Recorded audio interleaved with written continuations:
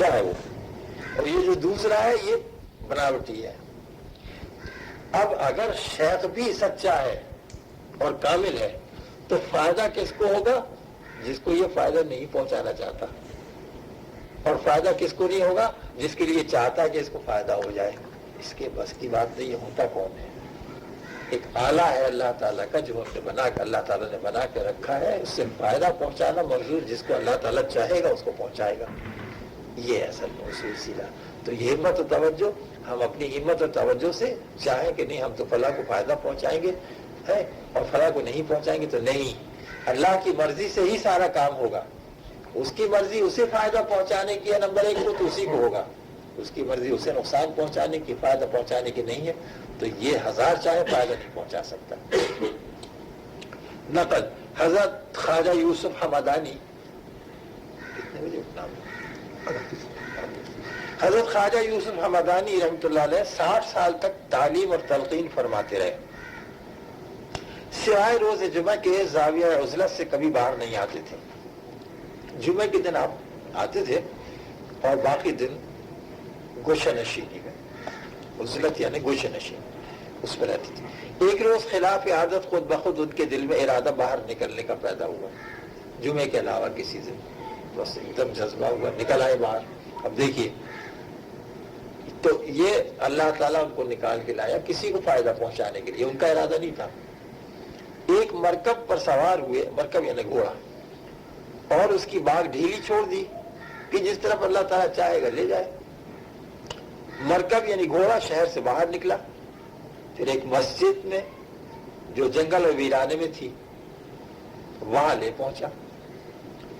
ख्वाजा साहब ने मरकब से उतर कर देखा, घोड़े से उतरे, फिर देखा आपने कि आखिर यहाँ मस्जिद में है कौन, कि एक शख्स बहयत सरनुगू, एक शख्स सर झुकाए हुए मस्जिद में बैठा हुआ है। घोड़ा आके वहां सामने रुक गया, तो उतरे, देखा उस शख्स को बैठा हुआ है। बाद एक साथ के उसने सर ऊपर उठाया और कहा कि या अबा यूसुफ, इनका नाम लिया, मुझे एक मसले में कुछ मुश्किल वाक़या है और उसको बयान किया। ये मसला मुझे पूछना है, यहाँ बैठ के, उनके यहाँ नहीं गया, घर मस्जिद में बैठ के अल्लाह ने उनको वही भेज दिया। तहकीक के बाद ख्वाजा अबू यूसुफ ने फरमाया कि ऐ फर्जंद, जिस वक्त कोई मुश्किल मसला पूछना हो तो तुम शहर में आ जाया करो और पूछ लिया करो, और मुझे तकलीफ मत दो कि तुम अल्लाह ने यहाँ तक भेजा। इस बात को सुनकर उस बुजुर्ग ने शेख की तरफ देखा और कहा, जिस वक्त मुझे कोई मुश्किल वाक़ होती है, हर संग मेरे वास्ते यूसुफ हो जाता है, हर पत्थर, यानी मुझे किसी के पास जाने की जरूरत नहीं, अल्लाह ताला खुद ऐसा इंतजाम फरमा देता है। इश्क का तकाजा यह है कि अपने महबूब से जारी न्याज और इज्ज का इजहार किया जाए। जारी और न्याज और इज्ज ज़मी खादिश कसरा नतवा बजोर यार खुद कर, किसी को भी बजोर अपना यार नहीं बनाया जा सकता। जारी न्याज और इज्ज, अल्लाह ताला के सामने ये तीन चीजें चाहिए। जारी, रोना गिड़गिड़ाना, अपनी गलतियों अल्लाह ताला से तौबा करना, माफी मांगना, इस्तग़फ़ार करना। न्याज, उसके सामने अपने इज्ज़त को पेश करना, अपनी बंदगी को पेश करना, और फिर उसके बाद ये बंदगी जो हमने की, हमारा कोई कमाल इसमें नहीं है कि हमने ये किया, नहीं, तूने तौफीक अता की तो ये हो सका, जो हुआ तो तेरी वजह से हुआ। किसी को भी बजोर अपना यार नहीं बनाया जा सकता। शाख की रहलत के बाद राब्ता। अच्छा, अब सवाल ये होता है कि जब तक शेख की सोहबत में बैठे तो फायदा होता रहता है, फिर जब शेख का इंतकाल हो गया तो फिर कैसे फायदा होगा, है ना? ये शेख की रहलत के बाद राबता। जब शेख इस आलम से रहलत फरमाए जहाँ आलम जावेदानी होता है, तब भी तालिब सादिक का अकीदा और मोहब्बत शेख के साथ बदस्तूर कायम रहता है। यहाँ कुछ फारसी के अशार है, 1, 2, 3, 4, उसका तर्जुमा पढ़ता हूँ। कभी भी तेरी मोहब्बत मेरे दिलो जान के लौह से नहीं मिटती, हरगिज मेरे ख्याल और तसव्वुर से वो सर्व खिरामा माशूक कराना नहीं जाता। तेरी मोहब्बत ने मेरे दिलो जान में इस तरह करार पकड़ा है कि अगर तेरी मोहब्बत مجھے اپنے سر کی قربانی بھی دینا پڑے تو تیری محبت میری جان سے نہ جائے۔ وہ بھی کیا وقت تھا کہ تیری گلی میں میری منزل تھی اور میری آنکھوں کو تیرے در کے فیض سے روشنی حاصل تھی۔ وہ بھی کیا وقت تھا کہ تیری نظر التفات میری جانب تھی اور تیری محبت میرے چہرے پہ آشکارا تھی۔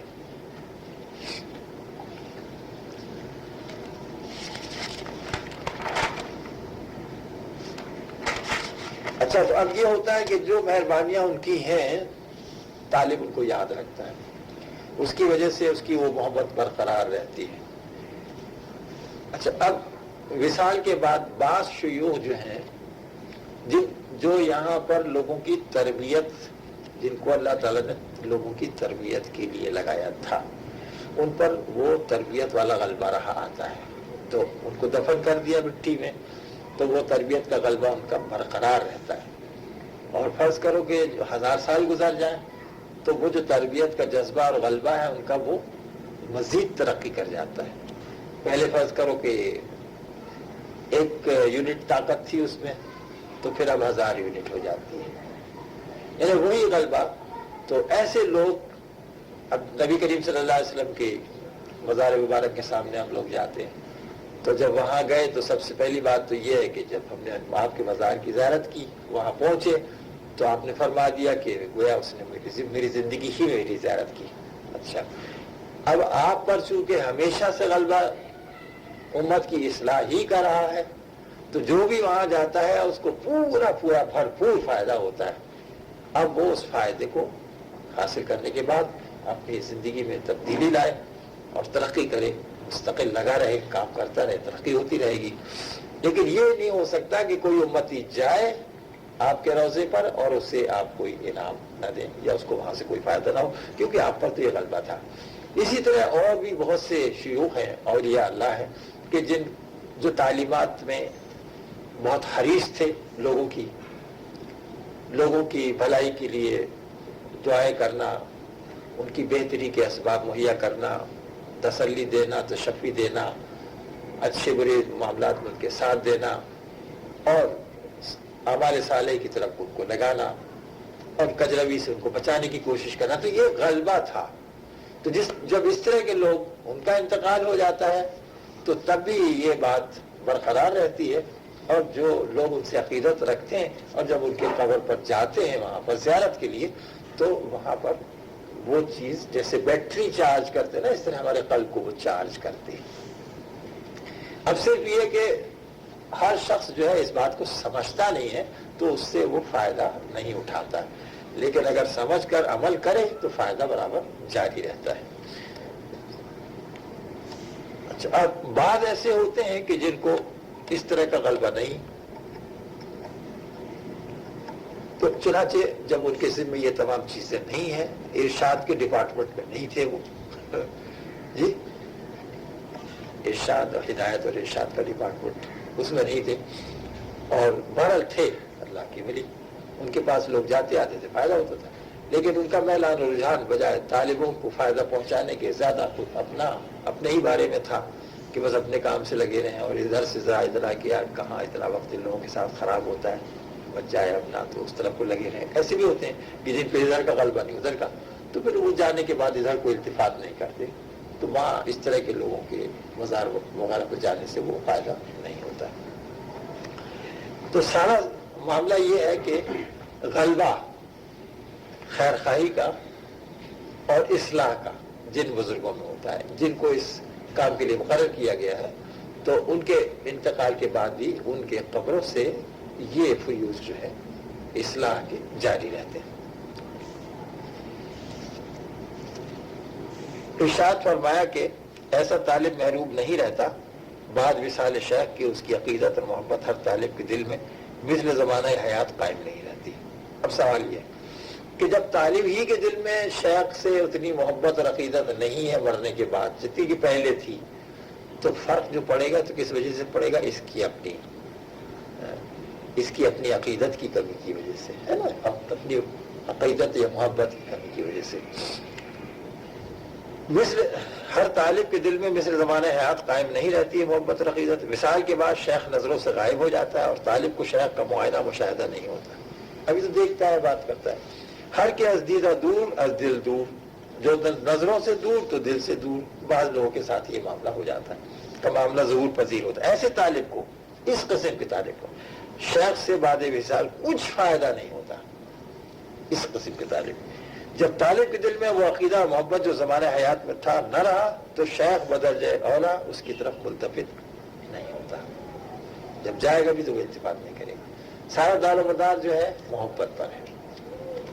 بعض مردان کامل ایسے ہوتے ہیں کہ جب کسی طالب کو اپنا کرنا چاہتے ہیں تو دست شفقت سے اس کو ایسا پکڑتے ہیں کہ تادم زیست وہ چھوٹ نہیں سکتا، بلکہ وجود خاکی چھوڑنے کے بعد بھی شیخ اس کو نہیں چھوڑتا۔ اولیاء اللہ ہے گرچہ لا یموت، طالبوں کے حق میں ہیں پر جن و بھوت جیسے جن و بھوت سوار ہو جائے چھوڑتے نہیں۔ مطلب اس شعر کا یہی ہے کہ جس طالب کے ساتھ شیخ کو محبت ہوتی ہے اور شیخ اس کو اپنا کر لیتا ہے تو جیسی نظر عنایت شیخ کی طالب پر بعالم حیات تھی اس سے زیادہ بعد وصال ہوتی ہے۔ اچھا اب سوال یہ کہ کوئی ایسے بھی طالب ہوتے ہیں کہ جن کو شیخ جن سے محبت کرتا ہے زیادہ، وہ کون سے طالب ہوتے ہیں؟ وہ طالب وہ ہوتا ہے کہ جو بندگی خالص عبودیت میں اس کے بارے میں ہمیشہ متفکر رہتا ہے اور کوشاں رہتا ہے، جب تک وہ شیخ کے پاس آتا رہتا ہے تو ان کے عالم حیات میں بھی اور ان کے مرنے کے بعد بھی۔ تو جو اس بات میں کوشاں ہے کہ اللہ تعالیٰ کی محبت قائم ہو جائے، اللہ تعالیٰ کی بندگی کے آداب سے ہم وہ تمام چیزیں سیکھ جائیں، بندے بن جائیں صحیح معنی میں، تو ایسے طالب سے زندگی میں عالم بقائے حیات جب ہوتا ہے شاید تب بھی زیادہ محبت کرتا ہے، اور جب انتقال ہوتا ہے ہو جاتا ہے تب بھی اس سے اسی درجے کی محبت ہوتی ہے۔ ہو گیا؟ اچھا سر،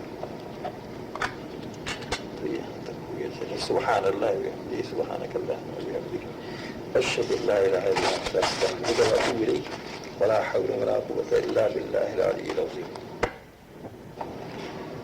یہ خشوع خضوع کے بارے میں اکثر لوگ کہا کرتے ہیں کہ صاحب مجھے خشوع خضوع یا ہمیں خشوع خضوع اس وقت ہوتا ہے جب ہم آنکھ بند کر کے نماز پڑھتے ہیں یا آنکھ بند کر کے ذکر کرتے ہیں، بڑا خشوع خضوع ہوتا ہے۔ تو قبلہ نے اس کے بارے میں یہ فرمایا تھا کہ دیکھیے آنکھ بند کر کے جو خشوع خضوع ہوگا اور آنکھ کھلی رکھ کر، تو دو میں فرق ہوا۔ آنکھ بند کر کے خشوع خضوع حاصل کیا اپنے خیال کے مطابق، تو یہ آنکھ بند کرنا مکروہ ہے، ذکر کے وقت نماز میں آنکھ بند کرنا مکروہ ہے۔ اب اگر سنت کے مطابق آنکھ کھلی رکھی اور پھر خشوع خضوع ہو تو وہ اصل خشوع خضوع ہے، اور یہ جو آنکھ بند کر کے کیا گیا تو ایک مکروہ فعل کے ارتکاب کے بعد خشوع خضوع حاصل کیا گیا، دھوکے والی بات ہے، دھوکے والی بات ہے۔ وہ بات جو سنت کے مطابق عمل کرنے سے حاصل ہو وہ تو ہے بالکل کھری، اور وہ بات جو کہیں کہ نہیں صاحب یہ خلاف سنت عمل کرنے سے یہ بات ہمیں حاصل ہوتی ہے تو وہ ہے کھوٹی۔ اچھا اب خشوع خضوع کا دار و مدار جو ہے بالکل صاف کہہ دیا تھا کہ صرف اس بات پر ہے، نماز میں خاص طور پر، کہ انسان ارکان، تمام ارکان نماز، سنن واجبات جتنے بھی ہیں، فرائض واجبات سنن نماز کی جو ہیں تمام ارکان، ان پر نگاہ رکھے کہ یہ صحیح ادا ہو رہے ہیں نہیں، اس کے نتیجے کے طور پر خشوع خضوع ہوگا۔ یہی بات حضرت مجدد صاحب رحمۃ اللہ علیہ نے بھی کہی ہے۔ تو خشوع خضوع کا دار و مدار ہے ارکان نماز کو صحیح طور پر انجام دینے سے، اور اس کے بعد پھر یہ ہے کہ اگر آدمی سمجھتا ہے، مطلب سمجھ کر کے نماز پڑھ رہا ہے تو پھر اور بھی اس میں ترقی ہوتی ہے انشاءاللہ۔ اچھا اب اس کے آگے ہم لوگ اب یہ دیکھ رہے ہیں ریاض البقرہ صفحہ 248۔ تو یہ پچھلی کچھ بات ایسی تھی کہ یہ ہوا تھا کہ صاحب پچھلے کیسٹ میں سے کچھ سنائیں گے، وہ آپ لوگوں نے بھی سنا دیا۔ ہم آگے چلتے ہیں اس میں صفحہ 248 ریاض البقرہ۔ تو یہاں ذکر اس بات کا تھا کہ شیخ کے انتقال کے بعد آیا طالب کو فائدہ ہوتا ہے یا نہیں، طالب کا رابطہ شیخ کے ساتھ قائم رہتا ہے یا نہیں، یا شیخ کی نگاہ طالب کی طرف کو ہوتی ہے نہیں۔ تو قبلہ نے ایک بات تو واضح طور پہ یہ بتا دی تھی کہ بعض لوگوں کو غلبہ جو ہے وہ ذات کی طرف کا اتنا ہوتا ہے کہ اس طرف کو متوجہ ہونا پسند نہیں کرتے ہیں، لیکن وہ لوگ جو یہاں دنیا میں تعلیم و تربیت میں دلچسپی لیتے ہیں، اس کام کے لیے ان کو مقرر کیا گیا ارشاد کے لیے، تو وہ مرنے کے بعد اپنے طالبین کی طرف یا جو ان کے پاس جانا چاہے اللہ تعالیٰ کا طالب بن کر ان کے مزار پر، تو اگرچہ وہ 1000 سال بھی گزر جائیں تو اور زیادہ فیوز و برکات ان کے بڑھتے چلے جاتے ہیں، فائدہ ہوتا ہے جانے والے کو۔ جیسے بیٹری چارج ہوتی ہے، قلب اس کا چارج ہوتا ہے، تو اس میں آخرت کا میلان اور رجحان اللہ تعالیٰ کی طرف کا ذوق و شوق، یہ چیزیں پیدا ہوتی ہیں۔ ایک بات البتہ فرماتے تھے کہ ایک بات یہ ہوتی کہ جو جانے والا ہے وہ اتنی بعض ایسے فہیم ہوتے ہیں کہ جن کو اندازہ ہوتا ہے کہ کیا فائدہ ہوا، اور جو کچھ وہ کہہ رہے ہیں وہ سمجھتا ہے، کیونکہ الفاظ تو وہاں سنائی نہیں دیتے، قلب پر ایک چیز وارد ہوتی ہے۔ تو یہ بات ہر طالب کو اس بات کا ملکہ نہیں ہوتا ہے کہ جو کچھ وہ تلقین کر رہے ہوتے ہیں اسے وہ سمجھ سکے۔ تو اس لحاظ سے اگر شیخ ایسا جو تربیت پانے والا آدمی ہے، جو زیر تربیت ہے، تو اس کے لیے پھر کہا گیا کہ مردہ شیخ کے بجائے وہ کسی زندہ شیخ کے پاس جائے دوران تربیت۔ اور جو تربیت پا چکے ہوتے ہیں وہ جب جاتے آتے ہیں ان کو فیض رسانی وہاں سے ہوتی ہے، جیسے فیض ان کو ملتا تھا عالم حیات میں، اسی طرح سے وہ برابر جاری رہتا ہے۔ تو کمی شیخ کی طرف سے نہیں ہوتی ہے، اور کوئی یہ سوچے کہ یہ مر گئے تو چلو ہمارا رابطہ ہی ختم ہو گیا، تو ایسی بات نہیں ہے، نسبت قائم رہتی ہے بشرطے کہ ہم اس کو منقطع نہ کریں۔ یہاں ایک نقل ہے، ایک طالب کے دل میں یہ خیال جم گیا کہ مرشد ایسا کرنا چاہیے جو قوم سے شریف ہو، علم میں کامل ہو، طریقت میں مکمل ہو، مدت اس طرح کا شیخ مدتوں تلاش کیا، بہوا صفت موصوف کوئی نہ ملا۔ یہ کس سلسلے میں مٹھائی رکھی ہوئی ہے؟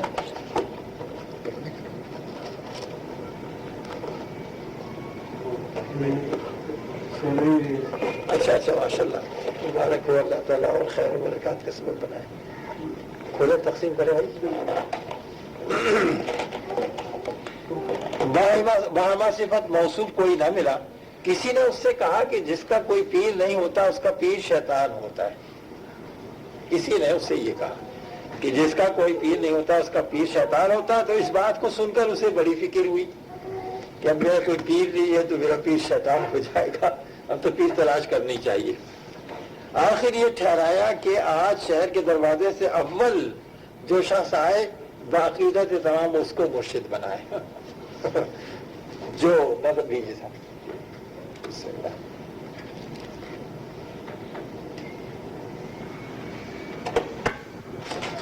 تو کسی نے اس سے کہا کہ جس کا کوئی پیر نہیں ہوتا اس کا پیر شیطان ہوتا ہے۔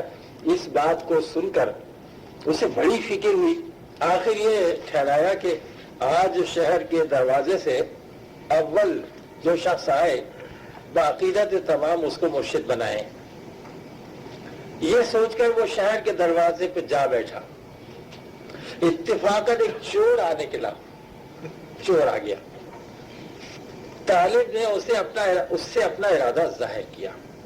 اس نے ہنس کر کہا کہ میں تو چور ہوں، میرا پیشہ تو چوری ہے، رہنمائی اور ہدایت میرا کام نہیں، میں خود پابند ضلالت ہوں۔ طالب نہ مانا۔ جب چور ناچار ہوا تو اس نے ٹالنے کی نیت سے کہا کہ اچھا فلاں پہاڑ پہ چلا جا، 2 رکعت نماز پڑھ اور سجدے میں سر رکھ کر دعا مانگ، تا وقت کہ الہام نہ ہو سر نہ اٹھانا۔ بسم اللہ۔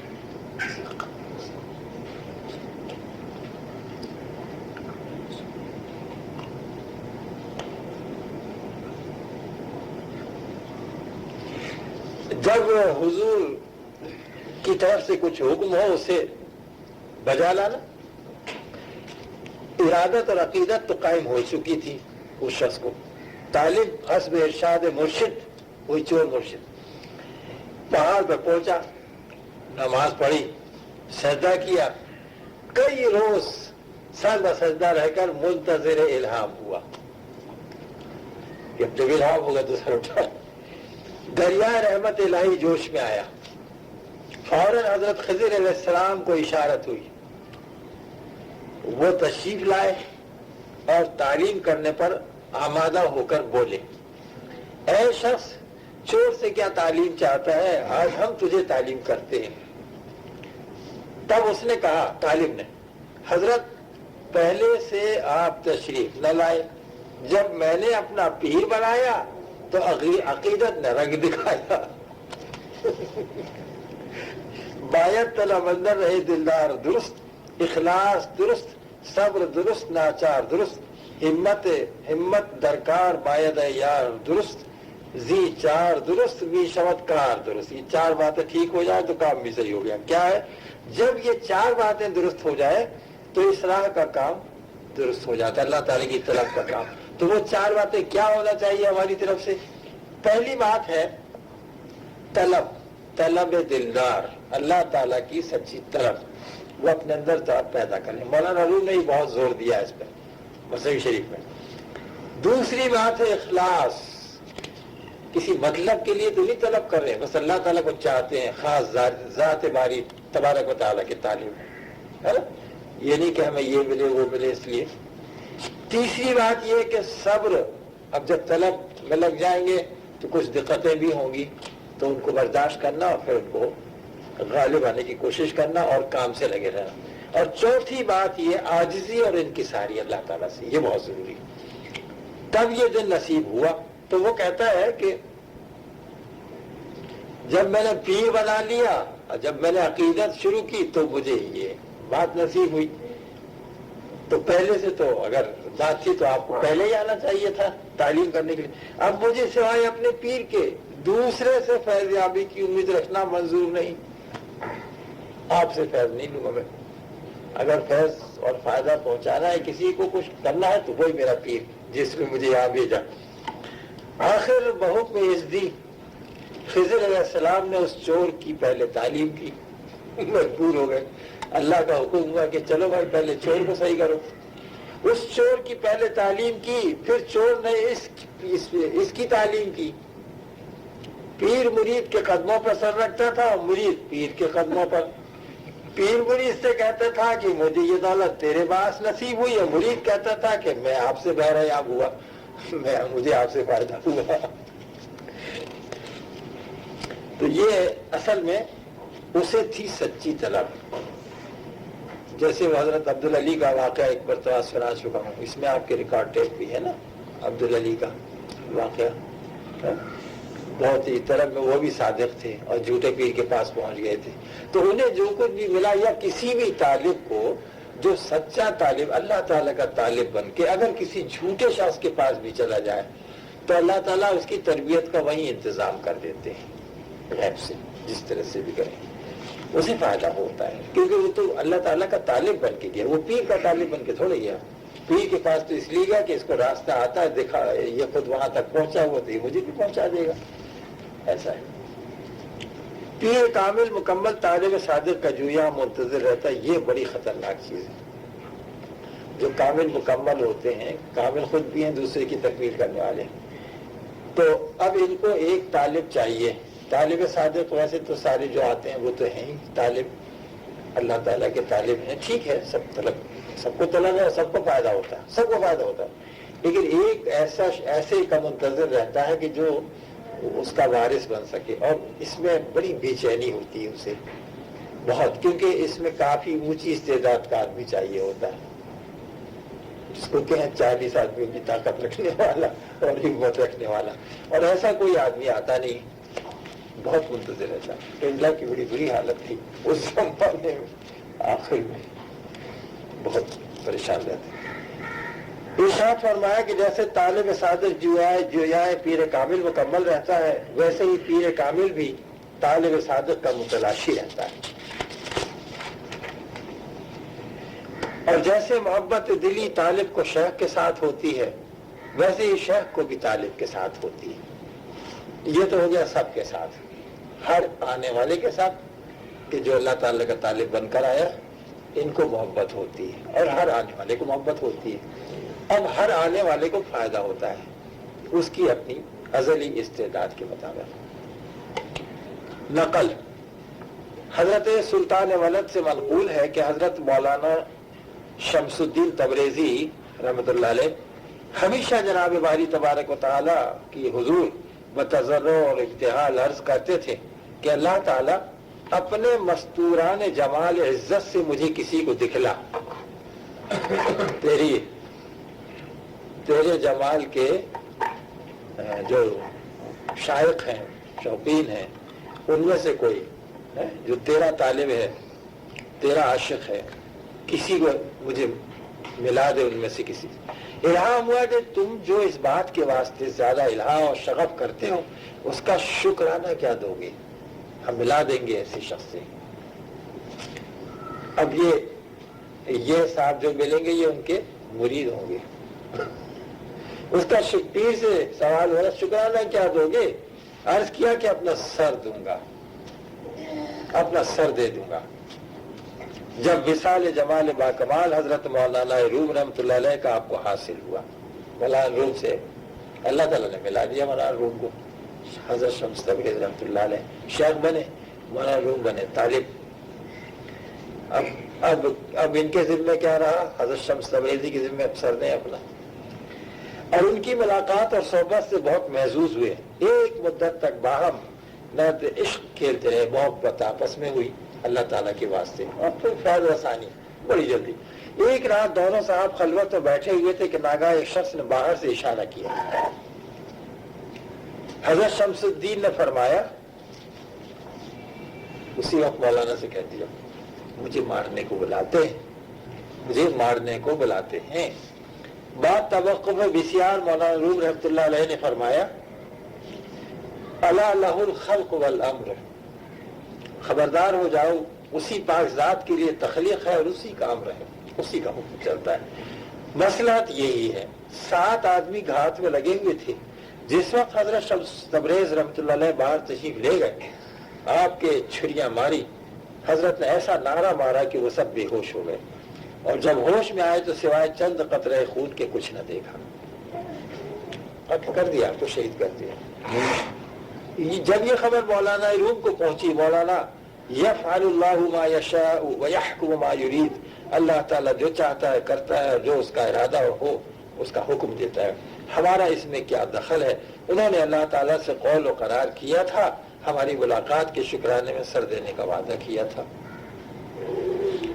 قضاء الہی سے حکمت جف القلم کی ظہور میں آئی، جو کچھ اللہ تعالیٰ نے لکھ دیا تھا ان کے لیے اس کے مطابق ظہور میں آ گیا۔ وَكَانَ فِي الْكِتَابِ مَسْطُورًا، یہی کتاب محفوظ میں لکھا گیا تھا۔ اس کے بعد مولانا روم نے شور عظیم کیا اور وعظ فرمایا اور سماع شروع کیا۔ قاتل تھوڑے زمانے میں سب مر گئے۔ علاء الدین خلف نا خلف مولانا، یعنی مولانا صاحب کا بیٹے کا نام ہے علاء الدین، وہ بھی ان میں شریک تھا۔ جو قاتلوں میں شریک تھا مر گیا، حضرت مولانا اس کے جنازے میں تشریف نہ لے گئے۔ حضرت سلطان ولد کا قول ہے کہ جیسے حضرت موسیٰ علیہ السلام باوجود قوت نبوت جویائے خضر علیہ السلام تھے، ایسے ہی مولانا روم باوجود چندی مقامات و کرامات طالب حضرت شمس الدین تبریزی تھے۔ حضرت شمس الدین تبریزی بھی بہامہ وجوہ ان کے عاشق تھے۔ ارشاد فرمایا کہ عقیدت اصل اصول اور سرمایہ حصول ہے۔ کوئی بات مرشد کی طرف سے خلاف عقل و نقل دیکھی جائے تب بھی طالب کو معترض ہونا، عقیدت سے محروم بننا ہے۔ خلاف عقل و نقل کوئی چیز دیکھی جائے تو ہمیں تو خلاف نظر آ رہی ہے نا، اور ہم نے تحقیق کی نہیں، اور ابھی ہم نے یہ کہہ رہے یہ بسی ہوئی ہیں، چھوڑ دیا، اور پھر بعد میں پتہ لگا کہ یار وہ تو معاملہ یوں ہے، وہ تو جائز چیزوں میں سے ہے، ہم تو بڑا غلط سمجھے تھے، اکثر دھوکا ہوتا ہے۔ لیکن جو واضح احکام شریعت کے ہیں ان کے بارے میں نہیں ہے یہ، اس کے علاوہ اور کچھ باتیں ایسی ہوتی ہیں۔ ہو گیا تب وقت ہو گیا 2 منٹ۔ اچھا، اب اس کے بعد ہے اس میں تصور شیخ، صفحہ 251 پہ 2 شخص بارادہ بیعت حضرت شیخ شبلی رحمۃ اللہ علیہ کی خدمت میں حاضر ہوئے۔ آپ نے دونوں سے ارشاد فرمایا کہ پڑھو لا الہ الا اللہ شبلی رسول اللہ، ایک نے پڑھ دیا، ایک صاحب نے تو پڑھ بھی دیا، جسے اللہ تعالیٰ نے عقیدت راسخ اور ارادت واسق عطا فرمائی تھی، دوسرا سوچنے لگا کہ خلاف آئین شریعت ہے۔ غرض کہ حضرت شیخ شبلی رحمۃ اللہ علیہ نے پہلے کو تو مرید کر لیا اور دوسرے کو مرید نہ کیا اور رخصت کر دیا۔ اچھا اس میں بڑی مزے کی بات ہے، یہ شبلی رسول اللہ، تو رسول جو پیغام لانے والے اللہ تعالی کی طرف سے، رسول نبی نہیں ہے۔ بہرحال یہ ایک اس طالب کا امتحان تھا۔ مشائخہ نے کبار نے تصور کا جو طریقہ طالبین کو بتانا اسراء میں عمدہ طریق سے قرار دیا ہے، اس سے یہ بھی غرض ہے کہ تصور شیخ کرتے کرتے طالب کو شیخ کے ساتھ ایک محبت صادق پیدا ہو جاتی ہے اور اسے فنا فی الشیخی حاصل ہوتی ہے۔ اچھا یہ چونکہ وقت ختم ہو جائے گا، ایک بات بتا دوں گا، یہ تصور شیخ کا تو انشاءاللہ آئندہ ہم لوگ دیکھیں گے۔ اپنے خاص طور پر اس میں تصور شیخ نہیں بتایا جاتا ہے، اور کیونکہ شیخ کا تصور بعض سلسلوں میں بتاتے ہیں اور اس سے فائدہ ہوتا ہے، لیکن اپنے یہاں بغیر تصور کیے ہوئے فائدہ حاصل کرنا ہے۔ اچھا اس سلسلے میں اور تو کوئی چیز ایسی نہیں رہے گی کہ جو بات کو پریشان ہو۔ ہاں یہ جو حضرت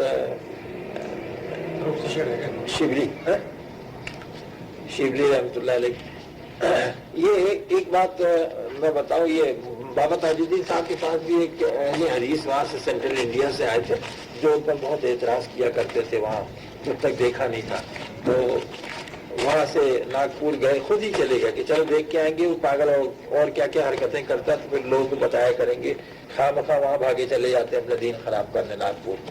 تو وہاں دور سے ہی آ کے وہ صاحب واپس چلے گئے، کوئی بات نہیں، بابا صاحب سے ایک نظر انہوں نے دیکھا، اور وہاں گھر جا کر کے بڑا سا جھنڈا انہوں نے بنایا، اس میں جھنڈے میں ہرا ایک کپڑا، اس میں لکھا لا الہ الا اللہ محمد رسول اللہ اور تاج الدین نور اللہ، اور مسجد میں کھڑے ہوئے نماز پڑھانے، مغرب کی نماز پڑھاتے تھے تو نماز پڑھانا شروع کی، جب تو الحمدللہ رب العالمین بابا تاج الدین الرحمن الرحیم بابا تاج الدین کیا کرا، تو یہ ساری حرکتیں، تو اب یہ کیا تھا کہ وہ جذب ان پر طاری ہو گیا تھا، انہیں ہوش نہیں تھا۔ تو اکثر ایسے موقع پر اس طرح کے الفاظ نکلتے ہیں لوگوں سے جو جذب کی وجہ سے، یعنی جن کو عقل جن کی جاتی رہے۔ اس کے بعد پھر تھوڑے دن کے بعد پھر بابا صاحب سے ملنے کے لیے گئے، لوگ تو کہتے تھے کہ خوب برائی کرتا تھا، اب اس نے کیا کیا، اور ایک لیا تصویر اس کا تعویذ بنا کے بازو میں باندھ لیا۔ پھر گیا تھوڑے دن کے بعد تو دور سے بابا صاحب نے کہا، ابھی قریب نہیں گیا بابا صاحب کے، کوئی ملاقات نہیں، بازو بند کھول دو، جھنڈا اتار دو، لباس میں گڑبڑ بند کرو، اور چلے آئے اور ٹھیک ہو گئے۔ سبحان اللہ وبحمدہ سبحانک اللہم وبحمدک اشہد ان لا الہ الا انت استغفرک واتوب الیک ولا حول ولا قوة الا باللہ العلی العظیم۔ بسم اللہ الرحمن الرحیم۔ تو تصور شیخ یہاں پر ہیڈنگ آئی ہے۔ تو سب سے پہلے یہ بات میں بتا دوں کہ اس سلسلے میں یہ جو قادیہ چشتیہ سلسلہ ہے جس میں ہم لوگ ہیں، حضرت غوث علی شاہ صاحب کا سلسلہ، حضرت جس میں کہ حضرت غوث پاک بھی ہیں، اور اس سلسلے میں حضرت خواجہ معین الدین چشتی رحمۃ اللہ علیہ بھی ہیں، اس طرح کے اکابر۔ تو ہمارے یہاں اس سلسلے میں تصور شیخ نہیں ہے، تصور شیخ نہیں بتاتے، اپنے یہاں تصور شیخ نہیں بتاتے، اور بلکہ بعض اوقات قبلہ کہا کرتے تھے کہ ایک طرح سے الرجک تھے، جس کو کہتے ہیں اسے، کہ آدمی طالب کو شیخ کا بنا کے چھوڑ دیا، شیخ میں مست ہے، شیخ کی تعریف کرتا ہے اور بس اسی طرف دھیان لگا ہوا، اسی کے تصور کرتا ہے سب، وہ پھر آگے نہیں بڑھ سکتا۔ 20 سال 30 سال یہ وہ سارے اس چکر میں لگا کر کے بعد لوگ جو ڈال دیتے ہیں، وہی حساب ہے کہ وہ صحیح سچے صوفی نہیں ہیں۔ کچھ تھوڑی بہت چیزیں آتی ہوں، مشق کی ہوئی، کچھ لوگ ان کے پاس بیٹھتے اٹھتے ہیں، اس طرح کی چیزیں سطحی باتیں بتا دیتے، صوفی مشہور ہیں۔ تو اصل جو کام ہے اسے طالب کو اپنا بنا کے رکھنا، یہ کام نہیں ہے۔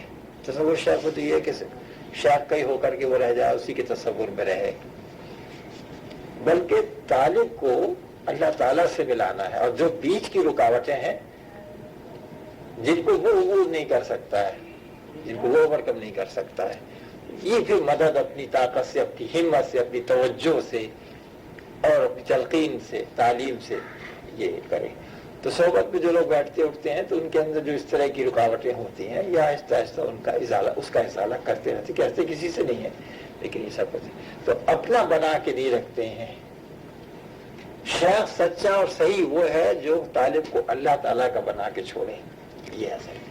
اب اس کو دیکھتے ہیں. یہ کسی مقصد سے تصور بتاتے ہیں کہ آدمی ہے وہ مختلف تصورات میں رہتا ہے، مختلف خیالات میں ڈوبا رہتا ہے، اس کا باطن کسی طرف کو لگا رہتا ہے.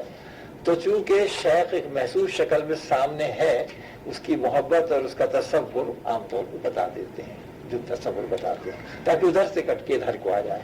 لیکن مقصد یہ ہوتا ہے کہ اس سے پھر اسے آگے بڑھایا جائے کہ تصور نبی کریم صلی اللہ علیہ وسلم کا بتایا جائے، پھر تصور اللہ تعالیٰ کا تو تصور تو نہیں ہے وہاں تو مشاہدہ ہے. اب اسے سن لیجیے. بہرحال دو شخص بارادہ بیعت حضرت شیخ شبلی رحمۃ اللہ علیہ کی خدمت میں حاضر ہوئے. آپ نے دونوں سے ارشاد فرمایا کہ پڑھو لا الہ الا اللہ شبلی رسول اللہ. اچھا اب یہ اگر یہ عربی میں یہ کتاب ہوتی ہے ہمارے سامنے تو ایک ٹکڑا عربی کا تو یہ ہے لا الہ الا اللہ شبلی رسول اللہ. پوری دیکھتے تو کچھ اور بھی باتیں سے معلوم ہوتی. تو عام طور پہ یہی سب ہم لوگ سنتے رہتے ہیں اردو کی کتابوں میں اتنا کوٹ کیا ہوا ہے. اب رسول جو ہے وہ پیغام رسانی کرنے والے، اللہ تعالیٰ کی پیغام رسانی کرنے والے. تو جتنے بزرگان دین ہیں وہ اللہ تعالیٰ کی پیغام رسانی کرتے ہیں. تو رسول ان کو اس سینس میں نہیں کہتے ہیں کہ جو نبی اور رسول ہمیں جو ٹرم استعمال کرتے ہیں وہ جو مختص ہم نے کر رکھا ہے. تو جیسے فرشتوں کو کہتے ہیں رسول، اللہ تعالیٰ کے پیغام رسان. تو یہاں ان کا جو منشا اور مراد تھا حضرت شبلی رحمۃ اللہ علیہ کا وہ یہ تھا کہ کہو لا الہ الا اللہ نہیں ہے کوئی سوائے اللہ کے اور میں اللہ کا پیغام رساں ہوں اور اس کا پیغام پہنچانے والا ہوں. یعنی اس کا ایک بندہ ہوں جو وہ کہتا ہے میں تمہیں بتاؤں گا. اچھا تو طالب نے یہ سمجھ لیا کہ یہ تو نبی اور رسول بن گئے. اور یہی اور لوگوں نے بھی جو اردو تذکرے وغیرہ لکھے، تذکرہ نویسوں نے اردو کے جتنے بھی تذکرہ نویس ہیں سب سے زیادہ نقصان انہی نے اولیاء اللہ کو پہنچایا ہے اور تصور کی غلط بات تشریح پیش کی ہے اور اسے بدنام کیا ہے. سارا خلل یہاں سے پیدا ہوتا ہے. لکھنے کا کام اگر وہی شخص کرے جس نے تربیت حاصل کی ہے، جو ان درجات کو عبور کر چکا ہے، تب تو پھر وہ بات کھل کے سامنے آتی ہے، بالکل ٹھوس بات جیسے حضور غوث پاک کا کلام ہے. اس طرح کی چیزیں اور اس طرح اور بھی میں نے دیکھا ان کا خواجہ میری وغیرہ کہ ان کی ملفوظات وغیرہ بہت ٹھوس چیزیں ہیں. وہاں ٹھوس چیزیں آپ کو کیا ملیں گی؟ آپ حدیث پڑھ لیجئے وہاں آپ کو ساری مل جائیں گی. آپ قرآن شریف پڑھ لیجئے وہاں آپ کو ساری مل جائیں گی. وہی باتیں وہاں ہوگی تمثیل کے پیرائے میں سمجھانے کے لیے اور مؤثر انداز میں وہی چیزیں ملیں گی. اور باقی اور لوگ جو تذکرہ نویس ہوتے ہیں وہ تو اپنا کچھ پوچھاتے. خیر تو یہاں مراد اصل میں وہ ہے مان ایک نے تو پڑھ دیا جسے اللہ تعالیٰ نے عقیدت راسخ اور ارادت واسق عطا فرمائی تھی. اب دیکھیے اللہ تعالیٰ نے عقیدت راسخ اس میں پڑھ دیا، جو اللہ تعالیٰ کا طالب بن کے آیا تھا، جو یہ سوچ کے آیا تھا کہ یہ وہ شخص ہے جو ہمیں اللہ تعالیٰ سے ملا دے گا. اور جب اس نے کہا کہ کہو کہ شبلی اللہ کا رسول ہے اللہ سے ملانے والا تو اس نے فوراً کہہ دیا. لیکن نبی اور نبوت اور رسالت کا اقرار نہیں کیا اس نے.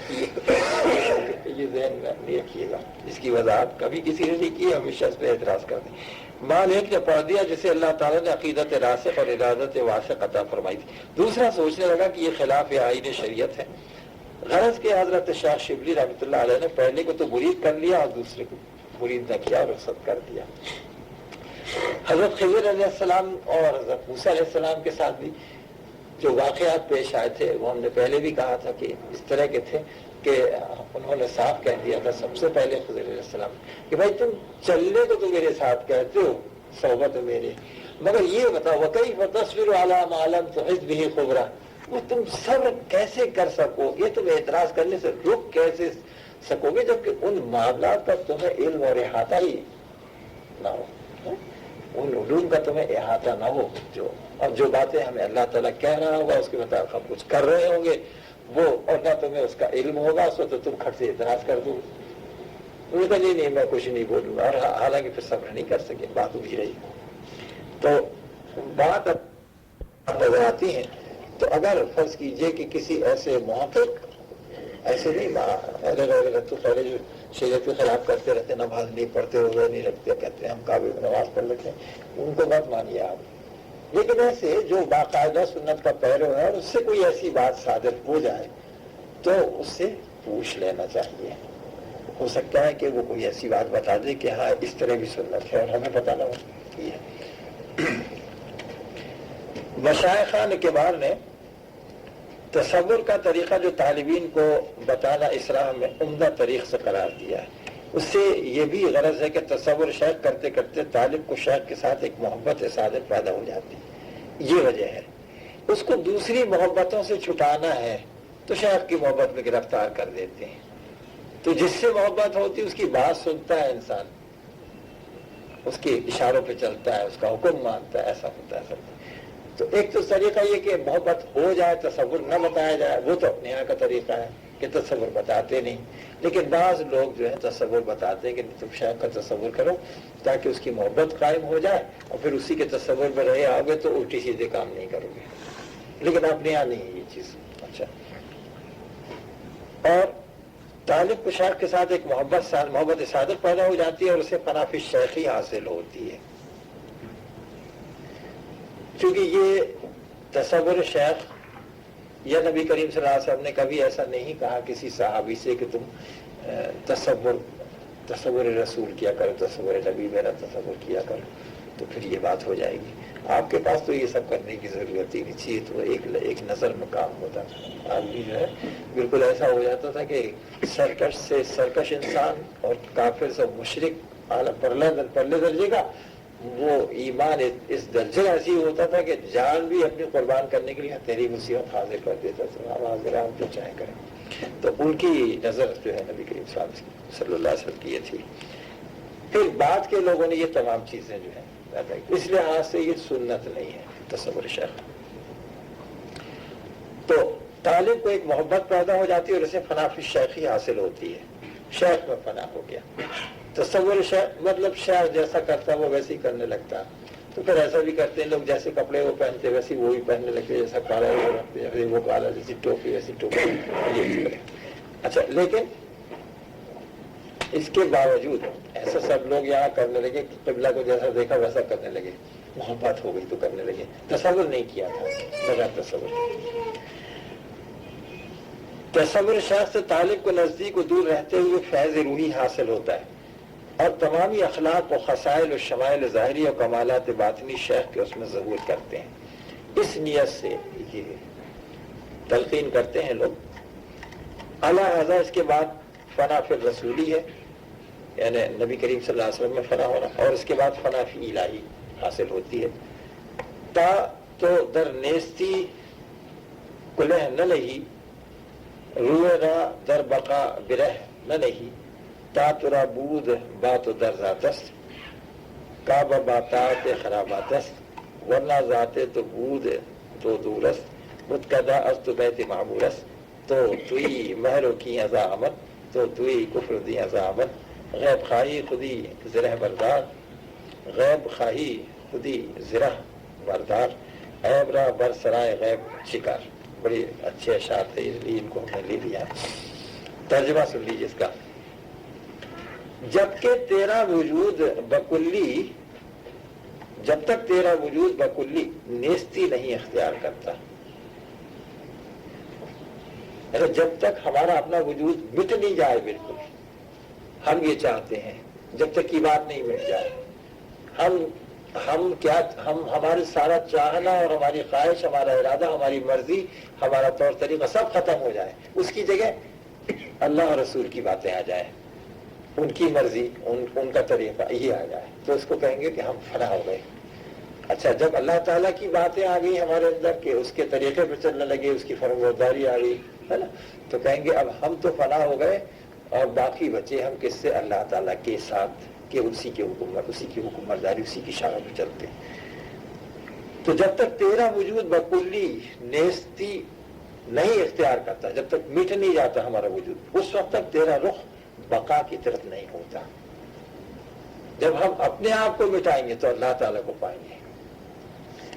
جب تک تیری ذات میں تیرا وجود باقی ہے، ہم یہ چاہتے ہیں، ہمارا یہ ارادہ ہے، یعنی تیری مرضی اور تیرا ارادہ کار فرمائے، اس وقت تک گویا کعبہ اور میخانہ ایک ساتھ تیری نگاہ میں ہے۔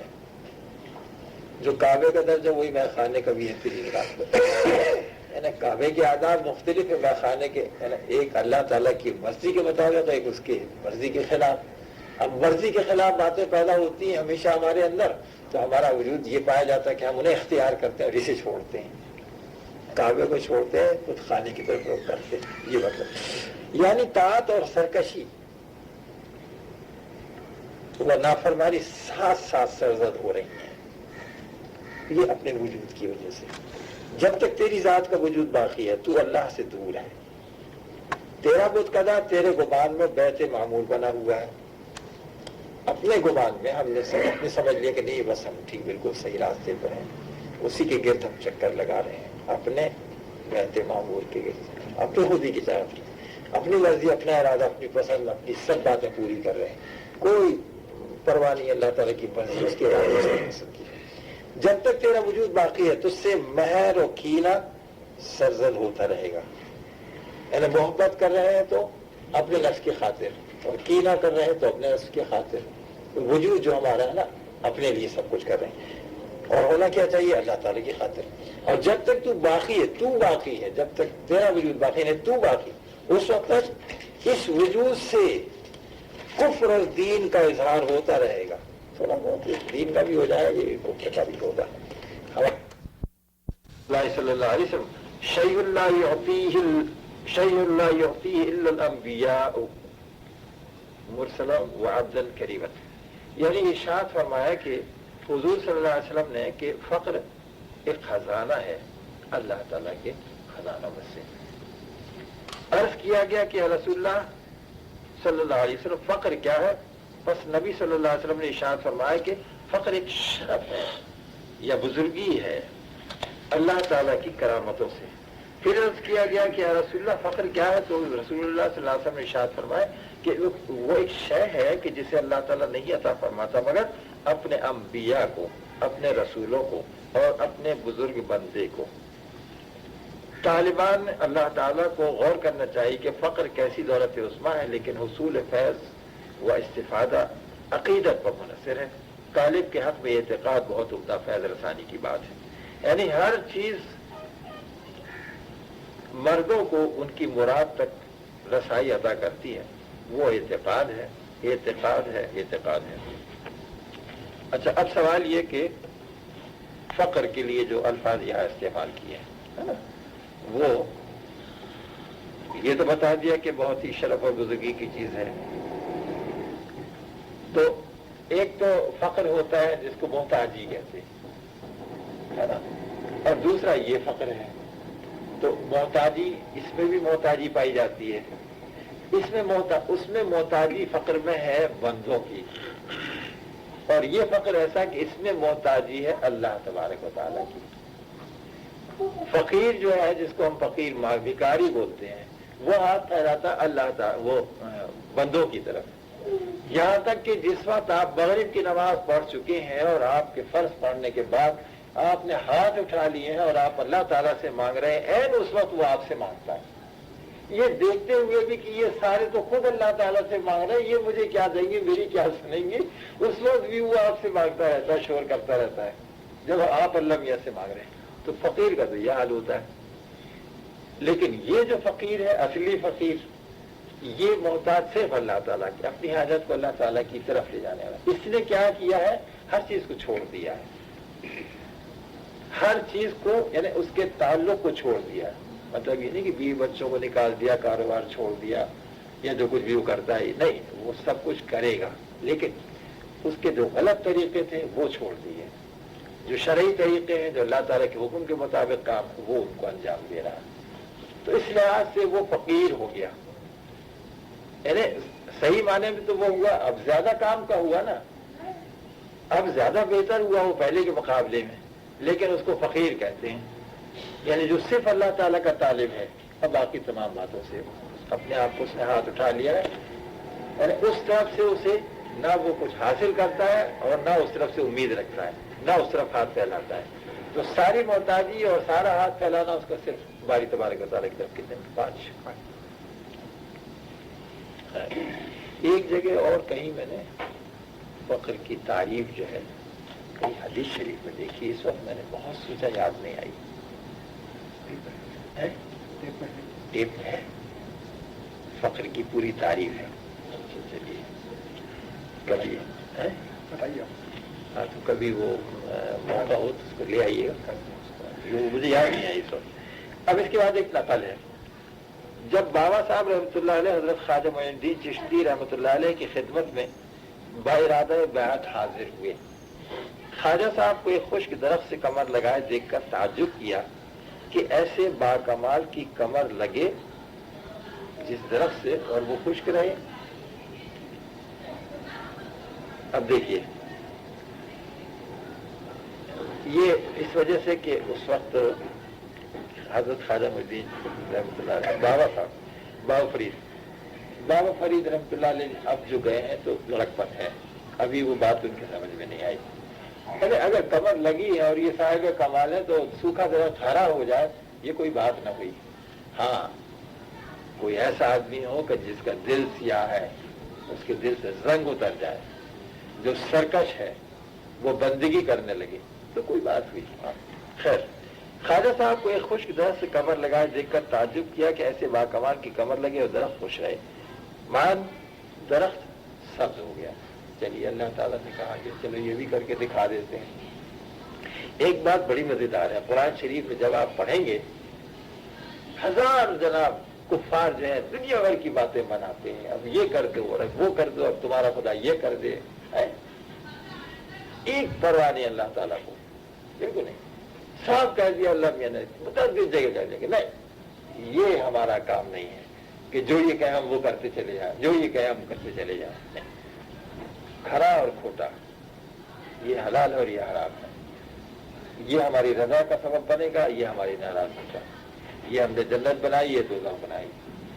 ایسی باتیں ہمیں پسند ہے، اس سے ہم راضی ہوتے ہیں، یہ ہمارے قائل کرنا. ہم نے باتیں بتا دی سیدھی سیدھی، اور آپ ان کے بارے میں دل تنگ نہ ہوں کہ جو یہ کہتے ہیں وہ ہم بتا دیا کریں. ان کو فرشتے آنے لگے، فرشتے آئیں گے تو پھر اس کے بعد کوئی سوال ہی نہیں پیدا ہوتا، پھر تو سیدھے جہنم میں سزا ان کو ہوگی. اور اگر اپنے نبی کریم صلی اللہ علیہ وسلم کو اللہ تعالیٰ نے ایک جگہ یہ بھی کہا کہ اگر ان کو آسمان تک ہم سیڑھیاں لگا دیں کہ یہ ہمیشہ اس میں جایا آیا کریں، اوپر تک جا کر کے دیکھا کریں، تو پتہ کیا کہیں گے؟ یہ کہیں گے کہ نظر بندی کر دی ہے. آئی آتے یاد آئی پہلے والی سنا دیجیے.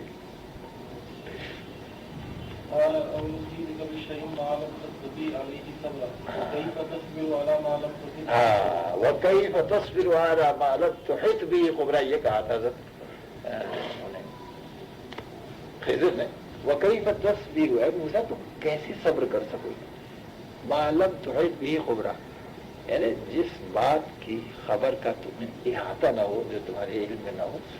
اور جہاں تک ہمارا سوال ہے تو ہمیں تو وہاں سے حکم آ رہا ہوگا، ہم اس حکم کے مطابق آگے ہم پھر نہیں سوچتے کہ اس حکم کا نتیجہ کیا ہوگا. جو اللہ میاں کا حکم ہم نے کر دیا، اب تم سے ہوگا نہیں صبر، اس لیے کہ تم ہو نبی. تم تو یہ دیکھو گے کہ یہ کام ناجائز ہے اور یہ کام حرام ہے، یہ قتل نحق ہوگا.